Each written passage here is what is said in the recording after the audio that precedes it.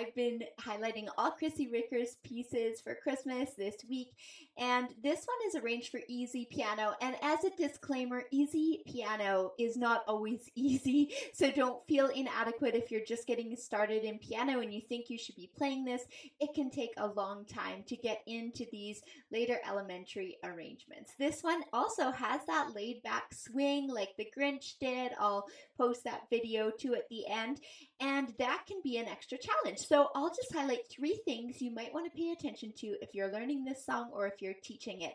So one thing I like to look at is when there's a little riff that isn't part of the melody, because the melody will feel like it'll connect with you or your students, but if there's this little riff that you have to count, you want to watch out for those spots. So in this one we have this to open up.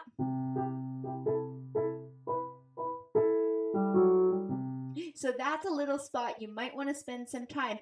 Now, I thought about this and thought, how would you count it if you're looking at, doing it analytically? And I know I often use vocalizations or TTs and TAs, but this one I feel like you could start with clapping 1 and 2 and 3 and 4 and getting that swing rhythm first.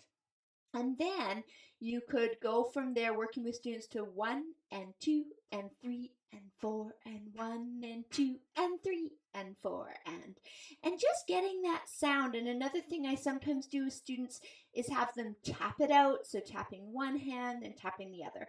The next thing I would look at is something like even measure 24, what has. Now, it's funny because those are kind of like easier notes in this piece and simpler rhythms. They're just quarter notes, but sometimes it's easy to rush them when you're doing pieces with more eighth notes. So I would hear that 1 and 2 and 3 and 4, and sometimes I even hear 1, 2, so you can kind of hear things different and teach it different, but just making space for that. I also sometimes hear it as a double bass. So your students might want to think, what instrument would be playing this cool bass line? So those are some things I would highlight in this one. You'll also notice if you hear the little ending, in measure 37, there's what we call a re-harmonization. So we're expecting that C here, and it has that cool A minor. Land walking in a winter wonderland. And then we get that cheeky same rhythm as the beginning. So you've already done the hard work. So I hope that's lots of fun for you to learn. I'll link all the details about the sheet music in the video description, and I hope you learn it too.